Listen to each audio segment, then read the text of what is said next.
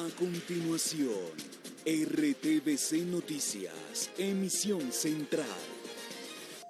Este programa es para toda la familia. No contiene escenas de sexo ni violencia. Los menores deben estar en compañía de los padres o un adulto responsable. Contiene sistema closed caption. Este programa fue financiado con recursos del Ministerio de las TIC.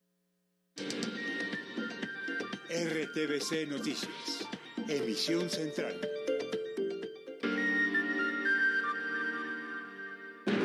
Reunión Duque-Petro en la Casa de Nariño. Tras recorrido por la sede de gobierno, tuvieron conversación privada.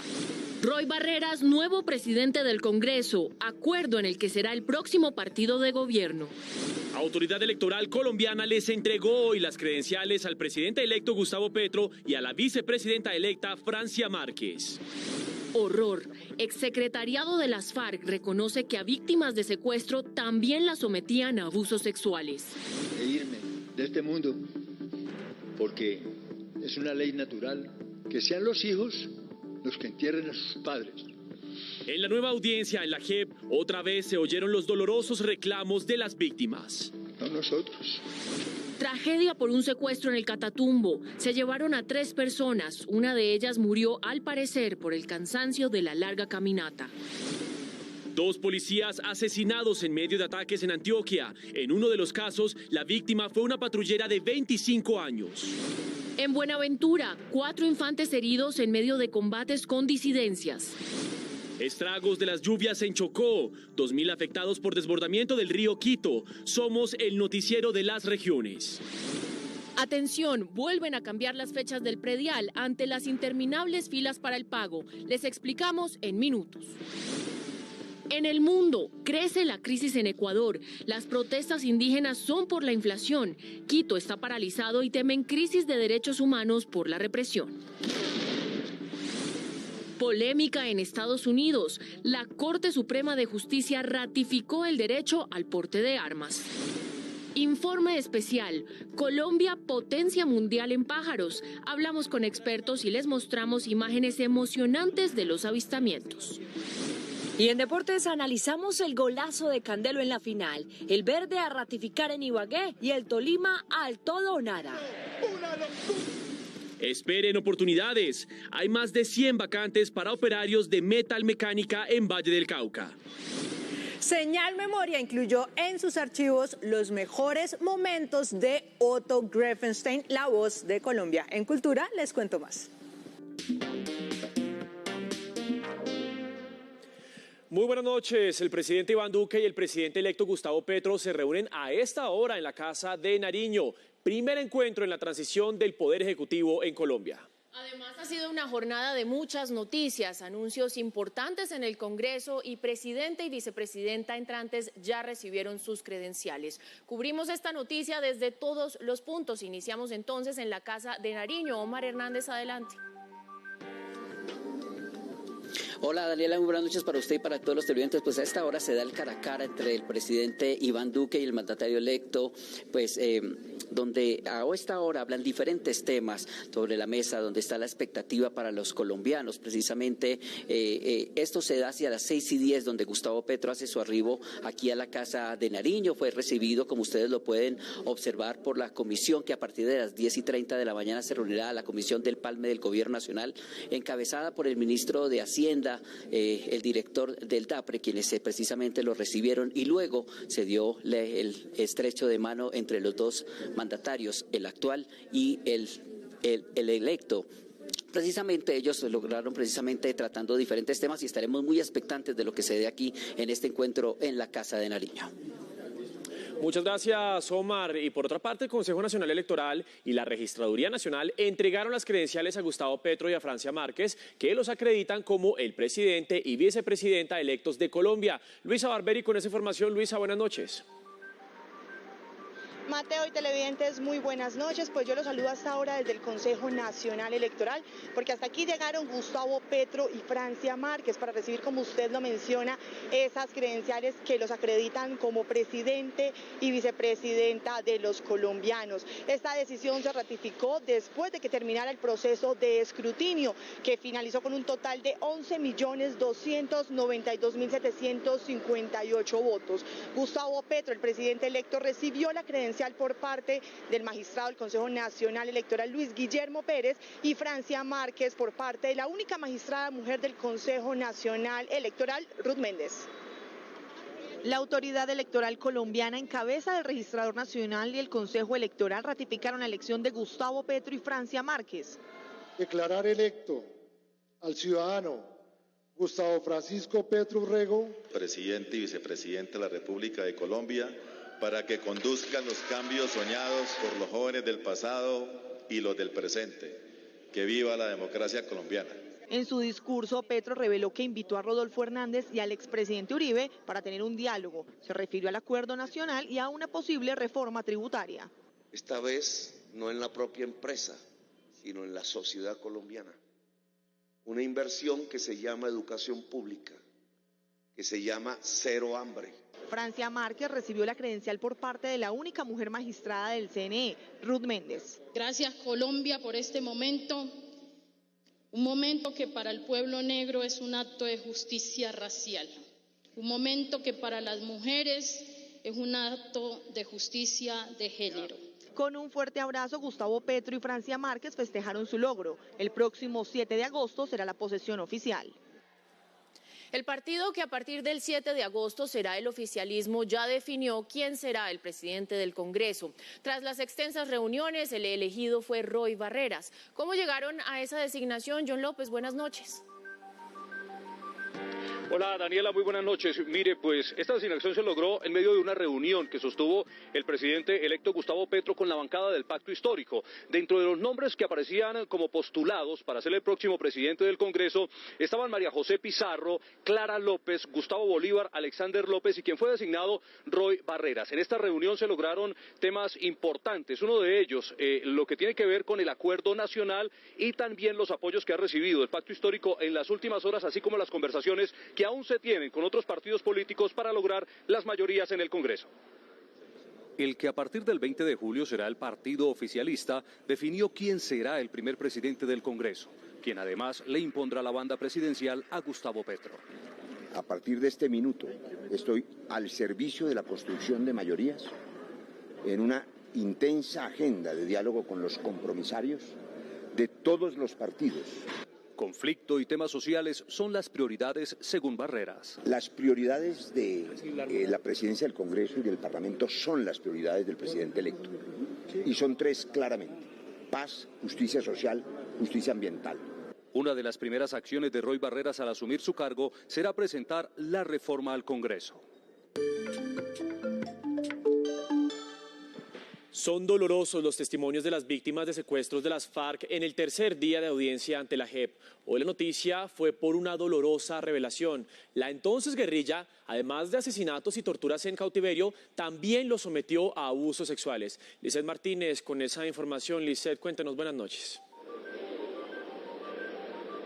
Buenas noches, pues en efecto se reafirmó este atroz crimen, lo hizo el que en su momento fue el máximo jefe de este grupo armado, Rodrigo Londoño, en donde aseguró que en efecto en estas situaciones de secuestro pues se registraron violaciones sexuales, situación que además fue reiterada también por Pastor Alape. En medio de estas audiencias además reconocieron muchos otros crímenes relacionados con casos de tortura, asesinatos e incluso trabajos forzados. En el siguiente informe les contamos. El último secretariado que tuvo la entonces guerrilla de las FARC no solo acepta que secuestró y asesinó en cautiverio.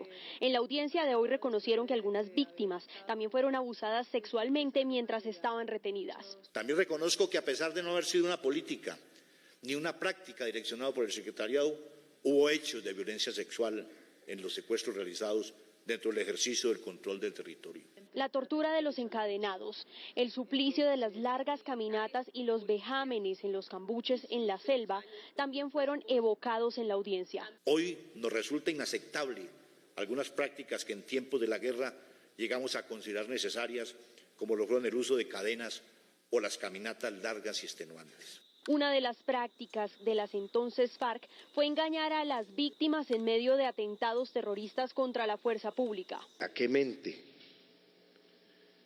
Si no es a mentes enfermas, se les ocurre armar un carro bomba y montar un ser humano en la idea de explotarlo cuando llegue a una guarnición militar. Eso no tiene... Allí está la negación de todo principio de humanidad. En la mesa estuvo el último comando de esa guerrilla, que en la organización se conoció como el Secretariado de las FARC. Hoy fue precisamente el último día de esta audiencia de reconocimiento por parte de estos exmiembros del secretariado de las extintas FARC. Aquí también las víctimas, las familias de las víctimas están exigiendo respuestas para poder encontrar los restos de sus familiares que aún permanecen desaparecidos. Recordemos que la audiencia que se adelantaba hoy era precisamente sobre secuestros que se realizaban para también la toma de territorios. Nosotros estaremos muy pendientes de cuál va a ser esa decisión que va a tomar entonces la JEP con estas sanciones restaurativas. Desde la Biblioteca Virgilio Barco, Lizeth Martínez, RTVC Noticias, conectados 24/7. Yo le estoy clamando con mi voz de padre. Deme esa oportunidad de irme de este mundo.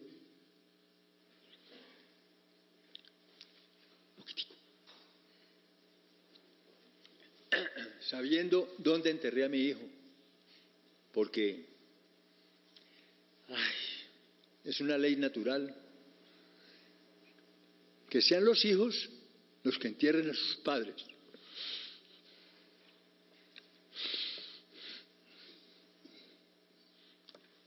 Pero no nosotros. El dolor intacto se abre paso entre las lágrimas y frases desgarradas. Es la voz de las víctimas de las FARC. Con dignidad firme, piden explicaciones por sus seres queridos.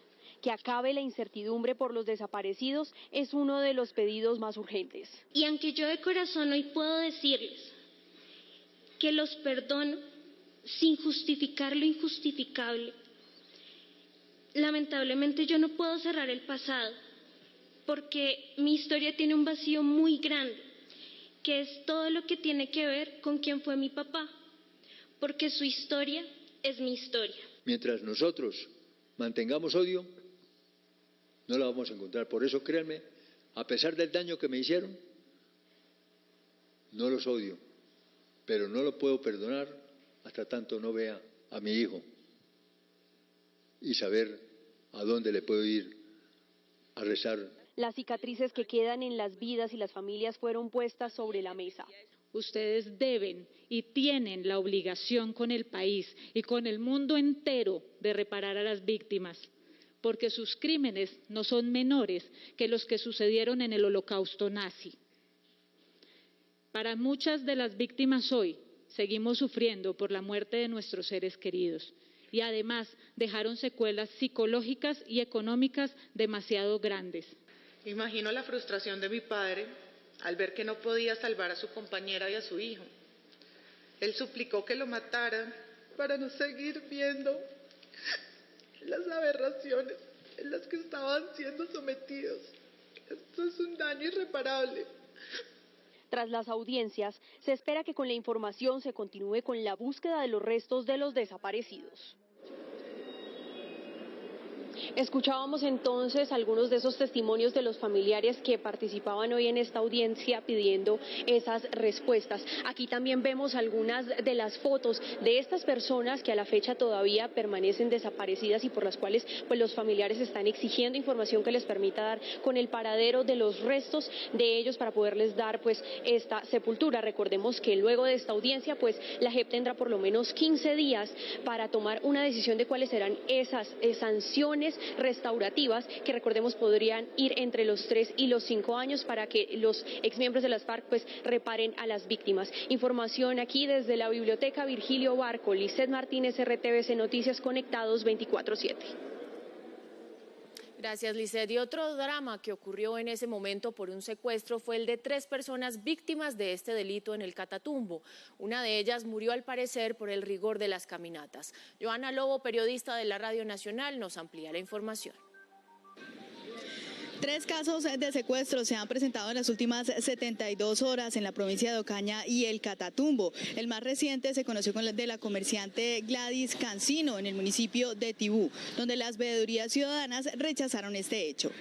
Por ocurrió el día de ayer, pues donde una comerciante del municipio de Tibú muy reconocida fue interceptada por 2 personas desconocidas y que pues se la llevaron de su sitio de trabajo. Esta es una situación pues que tiene consternada a toda la población tibullana porque es un comerciante y ya estamos siendo víctimas también de la delincuencia común. Entonces necesitamos la liberación, o exigimos mejor la liberación de la señora Gladys Cancino. Los otros 2 casos tienen que ver con el secuestro de la docente Betty Arévalo en el municipio de Ábrego, mientras que en la ciudad de Ocaña se conoció el secuestro del señor Adalberto Casadiegos, quien según las autoridades falleció mientras era trasladado por sus captores. Radio Nacional de Colombia y RTVC Noticias, conectados 24/7. 2 emboscadas a la policía hoy en Antioquia dejan como resultado 2 muertos. Ismael Tobón, los saludo, buenas noches y le pregunto, ¿quiénes son las víctimas? Hola, ¿qué tal? Mateo, televidentes, muy buenas noches. Pues hasta el momento la primera hipótesis que tienen las autoridades es que la estructura delincuencial Edwin Román del Clan del Golfo estaría detrás de estos ataques contra la fuerza pública. Precisamente en horas de la mañana se realizó un consejo de seguridad en el municipio de Santa Fe de Antioquia y allí las autoridades tomaron medidas y posteriormente empezar a realizar todo un proceso de investigación para ir detrás de los responsables. Ella nunca le ponía cara, todo era una sonrisa, todo el tiempo se veía riendo. Sí, mi mamá, pero tú vives riéndote las 24 horas del día. Esa sonrisa fue la que apagaron los violentos. Mientras Andri Vanessa Merlano patrullaba junto a un compañero en Santa Fe de Antioquia, recibieron un ataque que fue letal para ella. Hablando con los familiares, me han indicado que ella desde pequeña quería ser policía. Tenía 25 años, 5 de ellos en la institución, tiempo que le bastó para lograr 2 condecoraciones y 11 felicitaciones en su hoja de vida. Aplicar en su trabajo con la de salir adelante. Se ofrece una recompensa por quien ayude a dar con el autor del crimen. Hasta 100 millones de pesos para quien nos dé información para llegar a los responsables de este homicidio. En otro ataque armado en la vía Santa Fe de Antioquia, Anzá, perdió la vida el patrullero Joyler Mosquera, de 27 años, oriundo del departamento del Chocó. En Buenaventura, combates entre la Armada y disidencias de las FARC en el río Naya dejaron 4 infantes de Marina heridos. Carlos Gutiérrez, buenas noches, cuéntenos cómo están los uniformados. Hola, muy buenas noches. Se encuentran estables y en estos momentos están siendo atendidos en un hospital del distrito de Buenaventura. Así lo ha confirmado en las últimas horas la Infantería de Marina. Los combates entre la Armada Nacional e integrantes de la columna Jaime Martínez de las disidencias de las FARC se desarrollaron en zona rural de Buenaventura. Que dejó como resultado 4 infantes de Marina heridos por armas de fuego y esquirlas. En ese sector, los grupos ilegales se disputan la ruta del narcotráfico. Los uniformados heridos fueron evacuados de la zona en helicóptero hasta Buenaventura. La Armada de Colombia continúa desarrollando operaciones en contra de todos estos grupos al margen de la ley que delinquen en la jurisdicción de nuestra Brigada de Infantería de Marina. Durante la acción fueron incautadas varias armas. Tropas de la Armada continúan en la zona en la búsqueda de los responsables del ataque. Y las lluvias de las últimas horas generaron varias emergencias en el municipio San Andrés, en Santander. La creciente de una quebrada inundó al menos una decena de viviendas. Pablo Fuerman, muy buenas noches. Cuéntenos y háganos un balance de la situación. ¿Qué tal, Mateo? Buenas noches. Pues mire, se trata de la quebrada La Llorona que entró a este municipio producto de un desbordamiento, una creciente súbita y afectó alrededor de 3.000 familias que en este momento se encuentran sin agua potable. Las autoridades de gestión del riesgo ya crearon un puesto de mando unificado y están identificando cuántas personas en este momento están damnificadas.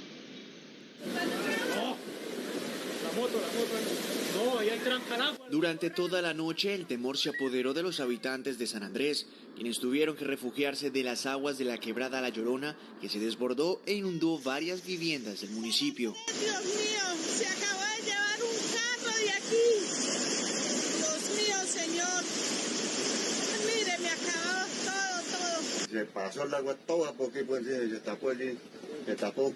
Casas afectadas, calles con lodo y establecimientos comerciales destruidos es el saldo de esta creciente súbita. Hacemos un llamado a la prevención, a estar muy atentos a activar los planes de contingencia, sobre todo de aquellos municipios que están cercanos a fuentes hídricas. Según las autoridades, no hay reporte de heridos ni desaparecidos. 40 municipios de Santander han sido afectados por esta temporada de lluvias. 2.000 familias han sido víctimas de las inundaciones en Chocó debido a la creciente del río Quito. Hay alerta por un posible aumento del caudal. Karina Prado, periodista de la Radio Nacional, amplía la información. Son más de 7 comunidades las más afectadas por las inundaciones y el desbordamiento del río Quito, entre ellas Guayabalito, Boca de Paima, Dosito, entre otras. Las autoridades en este municipio han dicho que estas inundaciones arrasaron con cultivos de pan, coger, con enseres y también han afectado a la movilidad de estas poblaciones. Se ha vuelto recurrente, muy repetitivo las inundaciones en nuestro municipio porque el ecosistema ha sufrido alteraciones. Pero es que además están pidiendo al gobierno nacional y también al regional acciones contundentes que ayuden a mitigar todas estas inundaciones. Desde Quibdó, en el departamento del Chocó, Karina Prado Rivas, Radio Nacional de Colombia y RTVC Noticias, conectados 24/7. Habitantes de 5 veredas en Saravena, Arauca, están afectados por la contaminación de las fuentes hídricas ocasionada por un derrame de crudo del oleoducto Caño Limón-Coveñas. Este es un reporte de Leilin Candela, periodista de Radio Nacional. Los caños Robles, Caño Claro y Caño Verde son los afluentes de los cuales los habitantes de al menos unas 5 veredas en zona rural de Saravena, en Arauca, se surten de agua para su consumo, el de sus animales y para sus cultivos, pero que se encuentran contaminados por una mancha de crudo ocasionada por un atentado al oleoducto Caño Limón-Coveñas. Daniel Navarro, presidente de la Junta de Acción Comunal de la vereda Caño Claro, dio a conocer que esta situación ya está afectando a los habitantes del sector. Sobre todo las personas de tercera edad tuvieron que moverse del sector, sobre todo por la niñez, tocó trasladarlos para otro lugar porque se estaba perjudicando para la respiración. El crudo emana unos gases y eso perjudica para la salud del ser humano. Todavía no se tiene accesibilidad a estas aguas porque se corre el riesgo de salir perjudicar a los animales. La piscicultura del sector está perjudicada porque no se puede bombear de ese caño agua contaminada con petróleo. La comunidad indicó que ha hecho reiteradas solicitudes a Corporinoquia y a CENIT, la empresa operadora del oleoducto, para que agilicen las labores de descontaminación, pues la limpieza realizada hasta ahora sobre los lechos de agua no ha sido suficiente. Más de un mes completan los habitantes de la Montañita Caquetá sin servicio de acueducto. Al parecer, el sistema de alcantarillado colapsó durante esta temporada de lluvias. Más información con Catherine Vargas, periodista de la Radio Nacional. En el municipio de la Montañita Caquetá, desde el pasado mes de mayo, la población se encuentra sin servicio de acueducto. La situación se debe a una inundación causada por lluvias en el área urbana que generó el colapso de la infraestructura. De acuerdo con el alcalde de la localidad, Pablo Emilio Zapata, aunque ha hecho la solicitud de un vehículo permanente para el suministro de agua potable, hasta el momento no ha obtenido respuestas. Necesitamos aquí, como tenemos más de 4.000 personas sin agua, entre la cabecera municipal de la Montañita y la inspección de Santuario, al gobernador, lo mismo que también al gobierno nacional, que nos apoyen con la permanencia de un carro tanque mínimo de agua mientras que sacamos esa contingencia, mientras que yo hago las obras urgentes de mitigación. Según el alcalde, hoy iniciará el diagnóstico por parte de expertos en geología del Ingeominas y de la Unidad Nacional de Gestión del Riesgo para analizar los deslizamientos de tierra que persisten en las zonas de cordillera en el área rural del municipio. Radio Nacional de Colombia y RTVC Noticias, conectados 24/7. Dairo Útima, concejal de Dagua en Valle del Cauca, fue víctima de un atentado. El líder político está fuera de peligro en un centro asistencial de Cali. Más noticias de nuestras regiones en el siguiente panorama nacional. Autoridades en Antioquia investigan la muerte en extrañas circunstancias de una bebé de 18 meses de vida. Al parecer, esta pequeña había sido abandonada por su propia madre y horas después apareció sin vida en un paradero en la vía Medellín-Bogotá. En Barranquilla, la Fiscalía solicitó medida de aseguramiento carcelario contra alias El Barba, quien está acusado de estar involucrado en el desmembramiento de un hombre cuyos restos fueron encontrados en varios barrios de la ciudad. En el Huila, Tarqui, Acevedo y Suaza son los 3 municipios que no podrán realizar fiestas sanpedrinas masivas al no cumplir con las metas mínimas de vacunación para prevenir el contagio de COVID-19. Otros municipios como Palermo, Rivera, La Plata, Pitalito y San Agustín deberán exigir el uso de tapabocas en áreas exteriores y carnet de vacunación.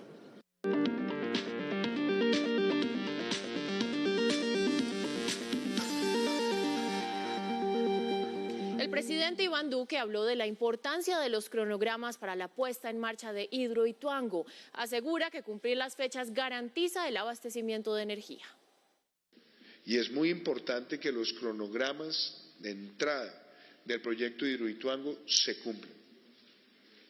Cualquier ambivalencia o incertidumbre en torno a esto tiene implicaciones desde el lado de la sanción por parte de la superintendencia, pero también tiene implicaciones con respecto a las señales que se requieren de suministro, abastecimiento de energía.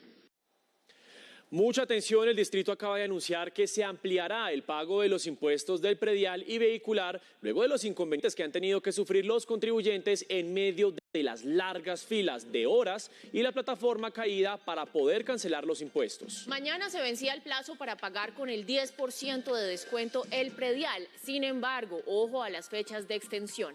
Hasta el viernes 15 de julio los contribuyentes podrán pagar el predial con el 10% de descuento y hasta el viernes 29 de julio las personas podrán pagar sin intereses y sin descuento. Por otro lado, el impuesto vehicular se corre hasta el viernes 12 de agosto con el 10% de descuento y hasta el viernes 26 de agosto podrán pagar sin descuento y sin intereses.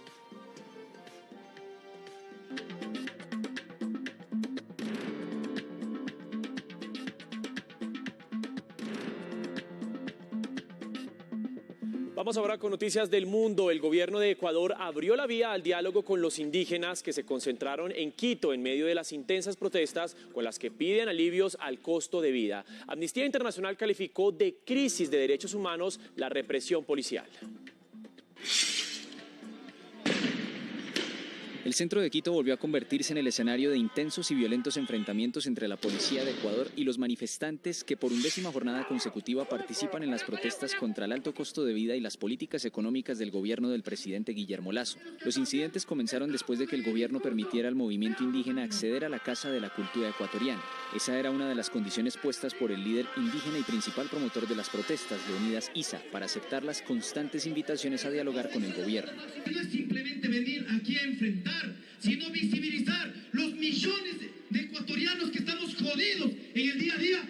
El Ejecutivo hizo una invitación a buscar una salida negociada. Invitamos una vez más a iniciar de manera inmediata el diálogo que nos lleve a dar respuesta sin dilaciones a las aspiraciones de paz. Según cifras oficiales, reducir los precios del combustible, como piden los indígenas, le costaría al Estado más de $1.000 millones al año en subsidios.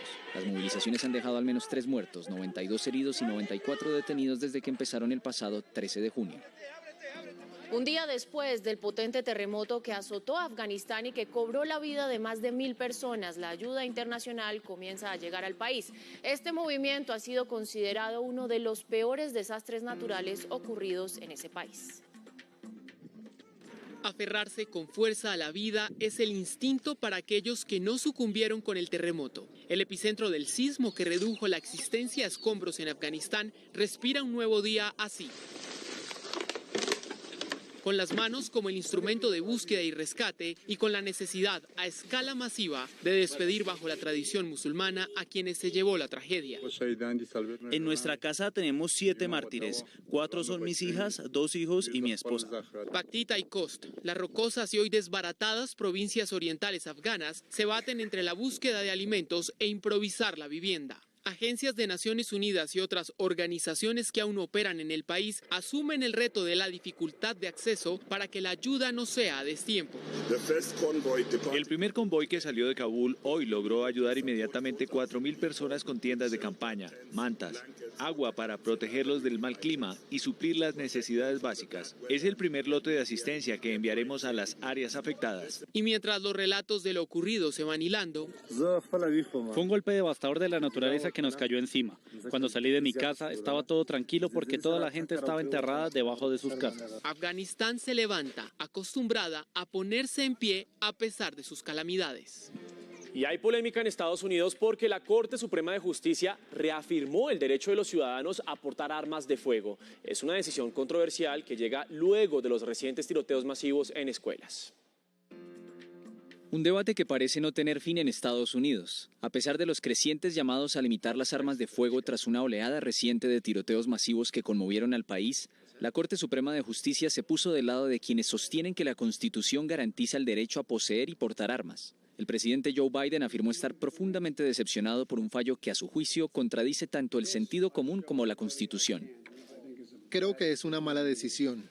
Creo que no es razonable.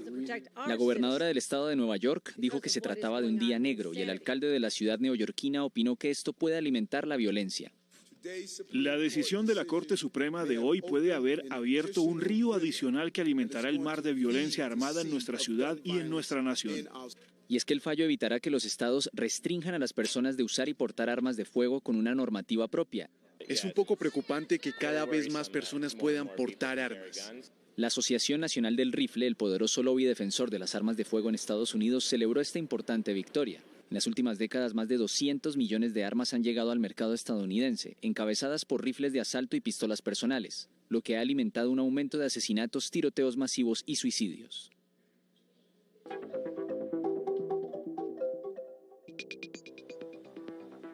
Nuestro especial de hoy destaca la importancia de la diversidad de aves que hay en nuestro país. Por quinto año consecutivo, Colombia es reconocida con el premio Global Big Day, que se le entrega al país con mayor número de avistamiento de distintas especies en un día. El avistamiento de aves es el principal factor del crecimiento turístico en Colombia. Este recorrido por el fascinante mundo de las aves lo abordamos así. Primero, en nuestro país vuela el 20% de todas las aves que hay en el mundo, Mateo. Segundo, descubrimos cómo es el mágico mundo de ver aves en su hábitat natural. Nos fuimos de pajareros. Y tercero, las especies y sus peligros en zonas urbanas y rurales. Iniciamos. La cultura de observar aves es reciente, pero ha evolucionado tanto que Colombia es el destino principal del mundo para esta práctica. Gracias a nuestra diversidad, en cualquier territorio usted encuentra aves propias o migrantes. Hoy en el eje cafetero aumentan los ingresos por avistamiento de aves que por el café. Suena pintoresco, mas no es irreal. Experto americano en términos de sostenibilidad decía que Colombia era como un arca de Noé. Y si Dios pensó en América al crear el Edén, los cielos favoritos los dejó acá.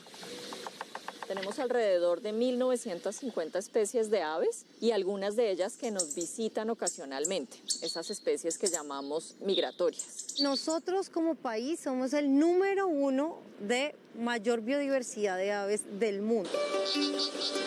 Un milagro de la evolución. Apenas se abre una ventana o en cualquier rincón de esta diversidad climática. Entonces tenemos humedales, tenemos bosques altoandinos, tenemos páramos. Todas nuestras áreas marinas que son supremamente extensas. En el Caribe tenemos estas playas de arenas blancas, en el Pacífico estas grandes extensiones de manglares. Entre los árboles y el cielo, se dibuja en Colombia la quinta parte de las aves conocidas por el hombre. Tenemos cerca de 85 a 90 especies que solo viven en el país. Por ejemplo, aquí en donde nos encontramos, en el Jardín Botánico de Bogotá, puede haber alrededor de unas 50, 60 especies. Tanta maravilla, quizá terminó confundiendo la capacidad de asombro. Y solo hasta hace muy poco realmente todos los ciudadanos somos conscientes de esa riqueza. Hay un evento que se desarrolla a nivel mundial todos los años que se llama el Global Big Day. Llevamos siendo el país que más aves registra en un solo día. Es una fortuna no tangible, va más allá de títulos brillantes. Desde todos los lugares, Colombia es el país de las aves. El aviturismo constituye la forma de mostrar cómo Colombia es el primer país más biodiverso del mundo por metro cuadrado. Los turistas extranjeros vienen a Colombia a observar aves, especialmente los estadounidenses y los ingleses. El eje colombiano ya no es solo cafetero.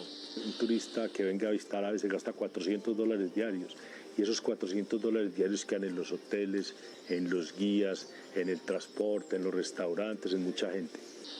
Cualquier persona a la que le guste el aguacate le debe ese aguacate a un pájaro. Los pájaros están ayudándonos a polinizar y ayudándonos a reproducir. Sus cantos, su vuelo y su color jamás se transforman, pero sí se conectan a este mundo. Las aves han estado en el presente de Colombia y en el pasado desde siempre. Hay una estatua muy reconocida por muchos colombianos que es un águila posada comiéndose una serpiente.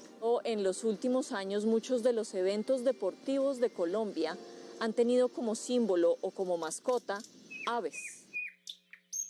Vigilantes eternos, dibujos en el cielo, susurros de la mañana. Un tesoro dejado por Dios en esta parte del mundo. Palabras eternas desde antes de la aparición del hombre y testigo de cómo su deseo de volar lo acercó a sus alas. Bueno, Daniela, y yo le pregunto si usted sabe qué es un pajarero. Claro que sí, Mateo. Mire, son las personas que tienen como gran afición el avistamiento de aves. Pues quisimos saber cómo es un día con ojos de pajarero, y así nos fue. Ya pocos le preguntan a Pedro Camargo por qué fija tanto la mirada hacia arriba. La observación de aves se podría describir como un pasatiempo, como un hobby, que está, digamos, como enmarcado en el disfrute de la naturaleza. Para su oficio, sobran los escritorios y el cielo no parece tener límites.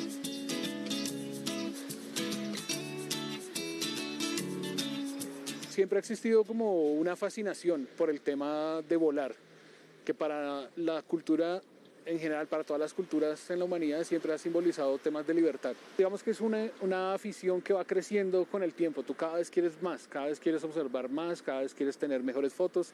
Su pasión coge vuelo en cualquier lugar. Pedro, es muy fácil encontrar pájaros en Colombia porque en cualquier parte uno ve bosques, árboles, todo esto. Sí, pues la gran diversidad de ecosistemas en Colombia permite encontrar aves muy diferentes en muchas partes. Además de contar con un lugar privilegiado. En una carretera, en cualquier lado te encuentras personas observando aves. En muy poco tiempo ha crecido este nicho de personas que observan aves en Colombia. Por eso digo que son jóvenes, son personas que están empezando a conocer naturaleza. Las aves están de la puerta para afuera, incluyendo en las ciudades más alteradas, digamos como con la mayor transformación de un ecosistema natural, están las aves allí. ¿Cuánto cuesta ser avistador de aves en un país como Colombia, por ejemplo?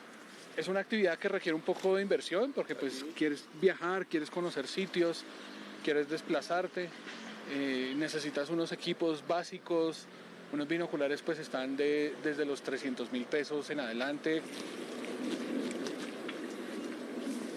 Su universo parece infinito. Escuchar todos los sonidos para nosotros como observadores de aves pues es primordial, es casi que más importante que tener buena vista porque pues tus ojos los vas reemplazando con los binoculares.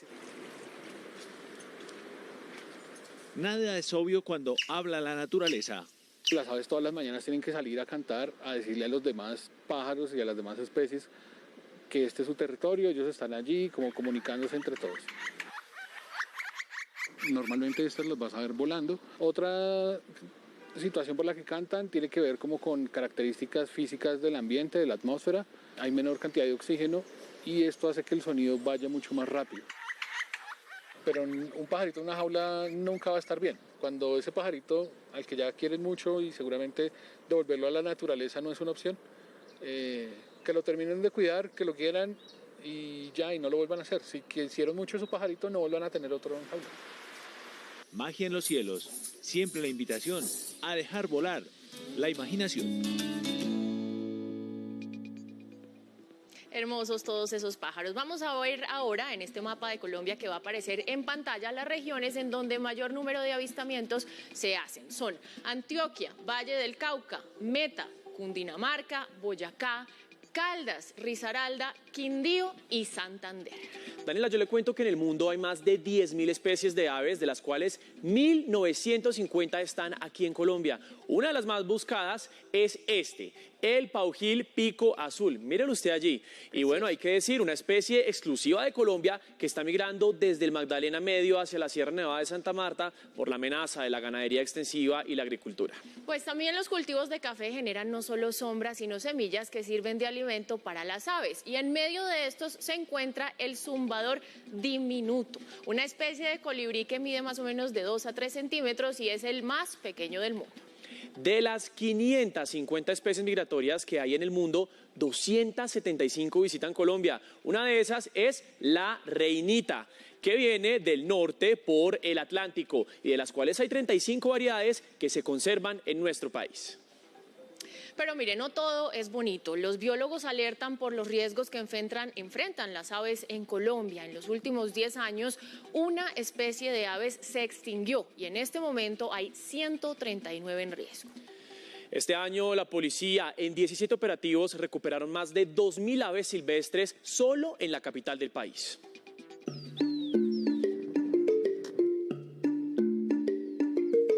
En una trágica progresión, el mágico lugar donde habita la mayor diversidad de aves en la Tierra resulta ser el más propenso a los riesgos.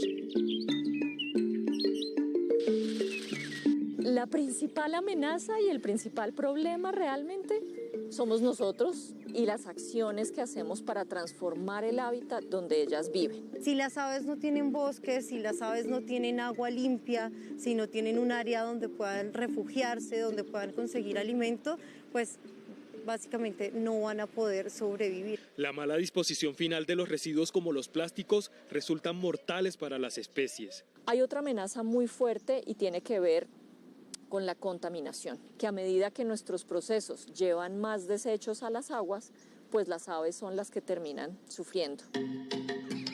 El gesto de buena voluntad como tener loros en las casas resulta ser un atentado contra la naturaleza. Por cada ave que llega a una jaula, en el proceso han fallecido aproximadamente 30 individuos. Algunas especies domésticas como los gatos se han convertido en una latente amenaza para las aves. Los gatos están acabando con grandes poblaciones de aves. Otros factores han entrado a ser parte de las amenazas. El tráfico ilegal en Colombia es uno de los negocios más lucrativos, ¿sí? Tanto de consumo nacional como internacionalmente. La situación es aún más preocupante y es que ni la emblemática figura de nuestro escudo se salva de los riesgos. El cóndor de los Andes, en el que hemos hecho muchísimos esfuerzos de conservación a nivel nacional, pero que tristemente todavía tiene gran cantidad de amenazas, principalmente por cacería, pensando que puede hacer daño, por ejemplo, a algunos animales de corral. De las 1.954 especies de aves conocidas en el territorio colombiano, 139 se encuentran bajo amenaza de extinción. Colombia es uno de los países, de los pocos países que en los últimos años tiene el registro de una especie extinta. Se llamaba el zambullidor andino. El último registro que tenemos de esta especie, que es un registro confiable, es hacia 1970-1975. Colombia es un paraíso para las aves. Pero cada día los peligros crecen y los trinos se callan como una señal de alerta por el riesgo inminente en el que se encuentran.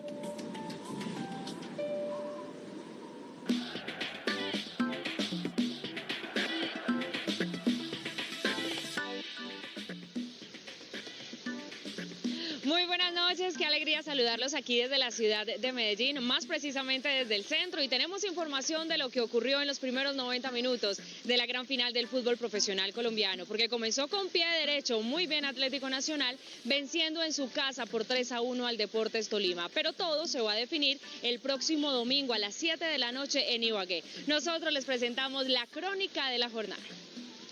Comenzar perdiendo no era buen augurio, pero remontar de la forma en que se dio, quizá tenga un guiño desde el cielo.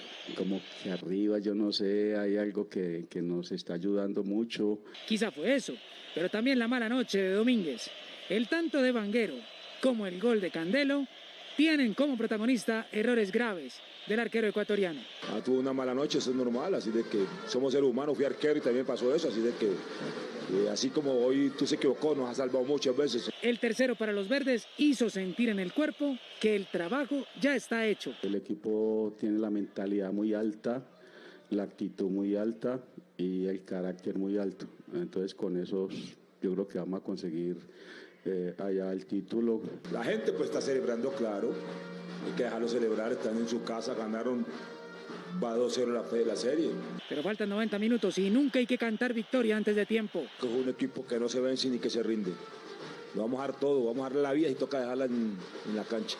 Es una ventaja importante, pero en el lado verde aún nada se ha ganado y para los tolimenses tampoco se ha perdido nada. Lo único cierto es que el domingo a las 9 de la noche solo uno podrá gritar campeón.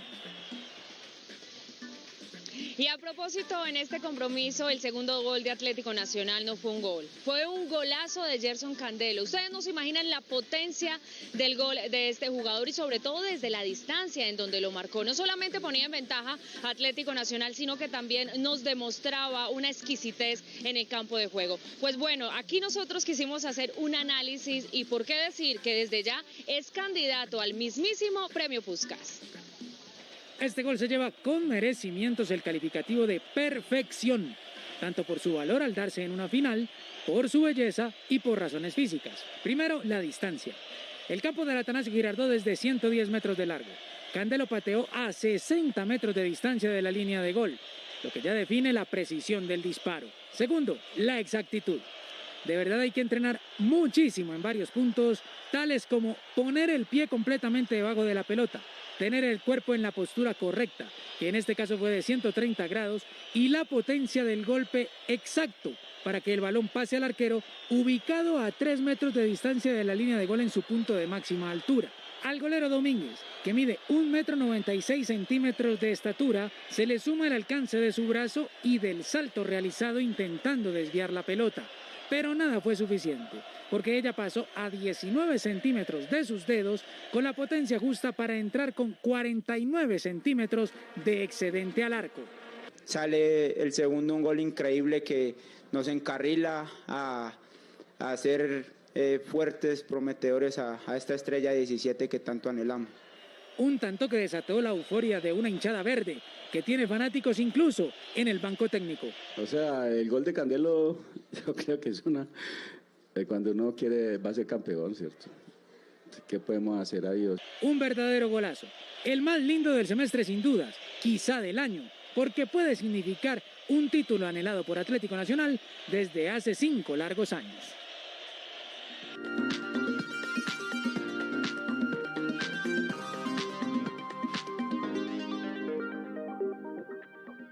Las noticias culturales, hoy les tengo quiz. Díganme, ¿quién es este? Y a partir de enero de 1954... No está tan difícil, vamos otra vez. Se iniciaron los trabajos y la construcción de obras de fomento. Todos los que dijeron Otto Grafenstein están en lo cierto. La buena noticia es que este señor, que durante 50 años o más fue la voz de Colombia, ahora está presente en los archivos de Señal Memoria para todos los que quieran revivir esas épocas tan maravillosas. Nació en Medellín, pero como ya nos da pista su apellido, Grafenstein tenía ascendencia alemana. Por supuesto, el segundo apellido es Gaviria, así que más paisa no podía ser. Llegó a la radio, a La Voz de Bogotá, haciendo casting como cualquier otra persona, y le fue también que comenzó a subir y a subir, cada vez a hacerse más reconocido por su voz. Así se ganó el apodo de La Voz de Colombia. Durante el gobierno de Rojas Pinilla estuvo presentando una franja que se llamaba Dirección de Propaganda del Gobierno de la República, en el que la idea era mostrarle a todos los televidentes esos lugares de Colombia que no conocían, esos lugares que estaban en las regiones y que no se veían en los medios masivos. Un poco la misma misión que tenemos en este momento, solo que en esa época lo hacía la pasada Radiodifusora Nacional, que viene siendo como la abuela del sistema de medios públicos en este momento. Lo que ocurría ahí era que por medio de unas películas, decían ellos, pero estaba mucho más cerca del documental, nos contaban esos momentos claves de la historia de Colombia. Por ejemplo, revivamos este, en el que Otto Grafenstein está hablando de la inauguración de la Catedral de Sal en Zipaquirá. En que las salinas de Zipaquirá están administradas por el Banco de la República, ha sido este un centro de trabajo activo, una fuente ilímite de riqueza, un vasto campo industrial, al cual por varios siglos ha estado vinculado el esfuerzo empeñoso y decidido de los colombianos. Luego de eso se volvió anfitrión de televisión y presentador. Yo creo que ustedes por allá lo deben tener metido en la memoria, con un programa que se llamaba Panorama, que era de Producciones GES, y les tengo este fragmento para que lo recuerden. Bienvenidos a Panorama, al comienzo de la noche, con mucha información nacional e internacional. Otto Greifenstein, se apagó su voz, pero el resplandor de su llama sigue vivo. Las voces de América, saludamos a Otto. Y como si fuera poco, también fue actor y apareció en 2 películas de cine y en una serie muy famosa dirigida por Alicia del Carpio, que seguramente se quedó en la memoria de todos los colombianos, que se llamaba Yo y Tú. Feliz noche tengo usted, yo y tú se terminó, volveremos otra vez. Otto Greffenstein, la voz de Colombia, una de esas personas que le dio identidad a la radio y a la televisión de nuestro país, ahora presente en los archivos de Señal Memoria. Yo les aconsejo que se metan ahí a la página, que escarben un poquito, que se pongan curiosos, seguro van a pasar un muy buen rato o se van a poner muy nostálgicos. La policía de tránsito interceptó un camión que llevaba 1,5 toneladas de marihuana. Sucedió en la vía Girardot, Bogotá. Más hechos del día en el siguiente resumen informativo en 1 minuto. A juicio fueron enviados 3 de los involucrados en el caso de Centros Poblados. Se trata de Otomar Lascarro Torres, Juan Carlos Cáceres y el representante de Rave Agencia de Seguros, Juan José Laverde, quienes al parecer participaron en la presentación de pólizas falsas para que les fuera entregado el millonario contrato. En la vereda La Despensa, en Toribío, Cauca, el cabo tercero Jackson Orlando Moncada Vargas murió al caer en un campo minado.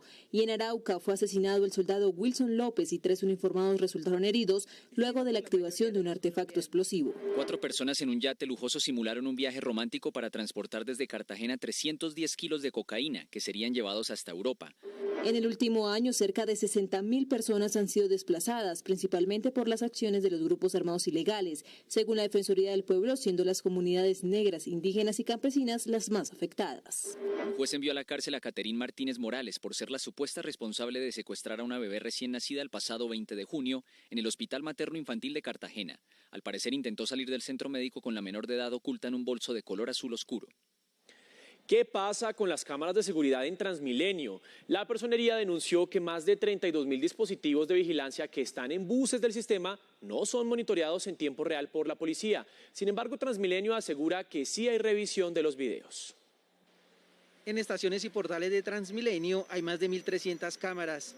En buses hay más de 32.000. La personería denunció que los dispositivos de los buses no están conectados con la policía. Es preocupante que aún falta capacidad de reacción inmediata ante un posible evento de inseguridad dentro de los buses. Transmilenio y el distrito aseguran que sí hay monitoreo. Los estándares nos dicen que esto debe operar bajo demanda.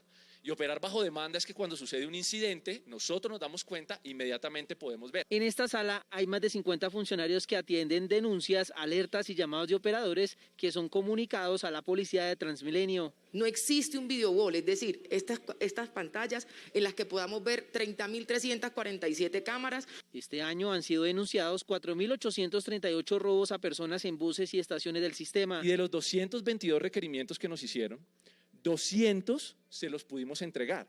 Esto es un 90%, o sea, nuestras cámaras como material probatorio en el 90% de los casos funcionan. Según la policía, han sido desarticuladas bandas criminales gracias a los registros de estas cámaras.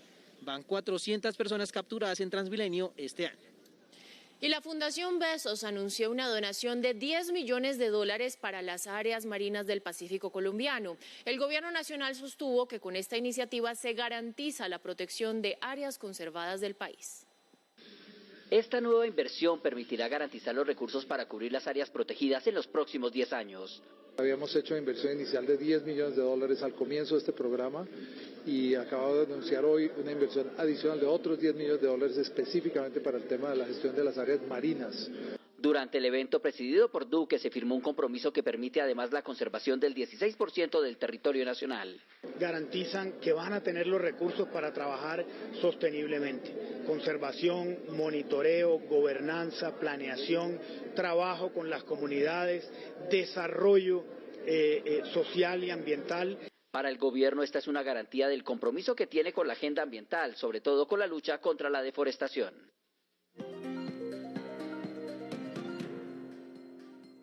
El precio del dólar subió 42 pesos con 8 centavos y cerró a 4.068 pesos con 60 centavos.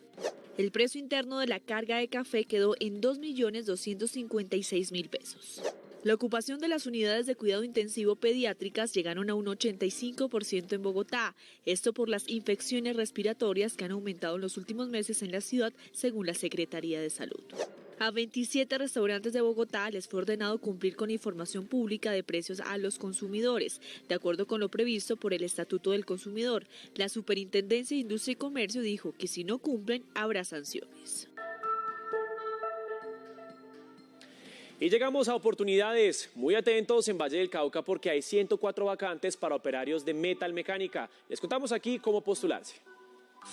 En oportunidades para que ayudantes de metalmecánica trabajen en municipios del Valle, vaya a la página agenciapublicadeempleo.sena.edu.co. Allí debe dar clic sobre la sección vacantes. Luego escoge el departamento Valle del Cauca. Selecciona el ítem procesamiento, fabricación y ensamble y escoge la convocatoria ayudantes en la fabricación metálica. Ojo, porque antes de empezar cualquier proceso, debe crear un usuario y contraseña para registrar sus datos en la plataforma. Al ingresar le aparecerán las generalidades y requisitos como ser colombiano, ser bachillero técnico y tener mínimo 6 meses de experiencia laboral en el área. Atentos porque son 104 vacantes con salarios de hasta 1.500.000 pesos mensuales que se están ofreciendo en diferentes empresas de Cali y municipios como Palmira y Yumbo. Recuerde que la convocatoria va hasta que se agoten los cupos. Y muy importante, si quiere seguir informado 24/7, nos encuentra en todas nuestras redes sociales como RTVC Noticias.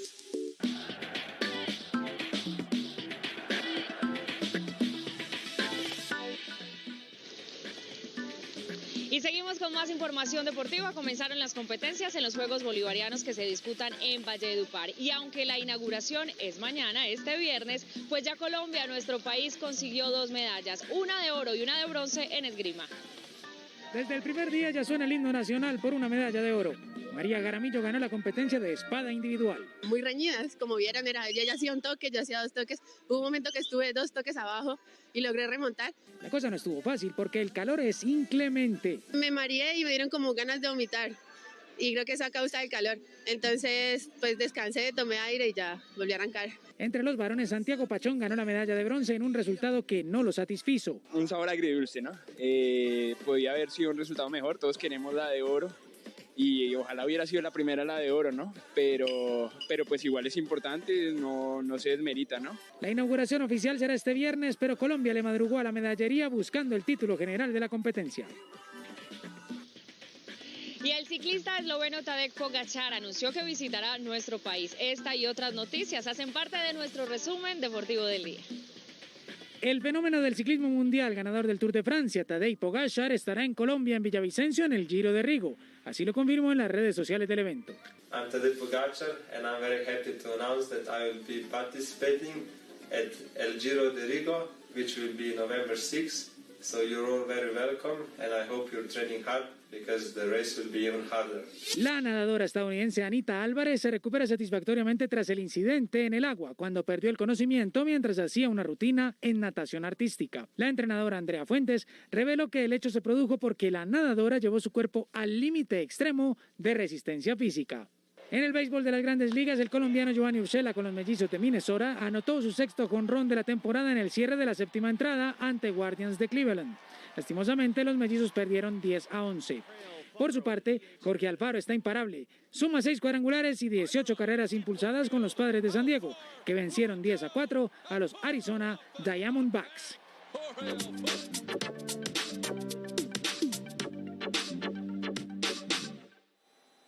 Y atención a esta cifra, en promedio cada día mueren 12 mujeres por cáncer de mama en Colombia. Según la Liga contra el Cáncer, el descuido en los chequeos médicos y la falta de acceso a exámenes de detección temprana aumentan el número de muertes. La detección temprana es la solución. La primera causa de muerte en las mujeres es el cáncer de mama. En Colombia ataca y mueren más de 12 mujeres diariamente. Es una enfermedad que viene en aumento y que los datos en el norte de Santander son angustiantes. Realmente desde el año 2018 al 2021 hemos tenido un incremento de casi el 35% de casos. Según la entidad, el descuido en los chequeos o la falta de acceso al servicio de salud ha incrementado la mortalidad en las mujeres por esta enfermedad. Si en el 98% de los casos la mujer se da cuenta a tiempo, su enfermedad es curable, el cáncer de mama es curable. La detección temprana y la toma de mamografía es una estrategia altamente efectiva para identificar anomalías. Por eso se ha venido implementando estrategias para mujeres en situación de vulnerabilidad y discapacidad en 15 ciudades de Colombia. Porque estos programas permiten acercamiento y también que la población convencional sepa la importancia de la población de discapacidad. Si vas a tiempo a hacerse el autoexamen del seno, pues tener una solución a tiempo. Autoexploración mamaria, chequeo clínico y mamografía son los 3 pasos que deben tener en cuenta las mujeres para una detección temprana.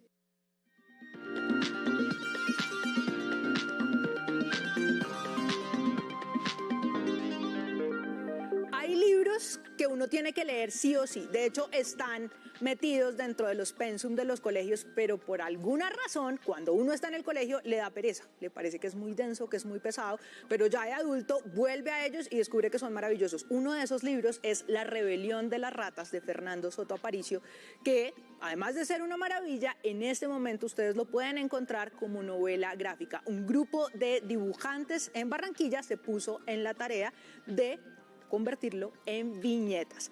En esta ocasión nos estuvo acompañando Elsie Veleño y por supuesto se unió aquí a la Casa Real de la Cultura de RTVC Noticias para tener esta nota. La rebelión de las ratas del maestro Fernando Soto Aparicio es un libro que repasa la historia del país y retrata las profundas marcas de la violencia, la injusticia y la desigualdad, un complejo contexto que ahora es plasmado en novela gráfica. El guión, el diseño de personajes, la paleta de colores cambió. Al principio yo quería algo más como casi a blanco y negro. Y cuando pues el hijo de Soto Aparicio la revisó, pues dio sus propias sugerencias y así fuimos construyendo. En este libro se evidencian en sus viñetas el encuentro entre el miedo y la esperanza. Allí el color y las expresiones de los personajes configuran una atmósfera fiel al libro original. Yo sí me vi inspirado en el clima social que hay hoy en Colombia. Novela gráfica que pasó por varias revisiones, pero al final quien tuvo la última palabra fue el hijo de Fernando Soto Aparicio. Entonces yo propuse de que esa glorificación de la violencia de los años 60 se dejara a un lado y buscáramos la reconciliación. El hijo de Soto Aparicio me recomendó que no hiciéramos eso y que fuéramos un poquito más fieles a lo que el papá pues había plasmado en los años 60, que no había reconciliación entre las Fuerzas Armadas del Estado y los civiles. Ilustraciones que reconstruyen la memoria del país y que tiene como premisa conservar los relatos del pasado. RTVC Noticias, emisión central.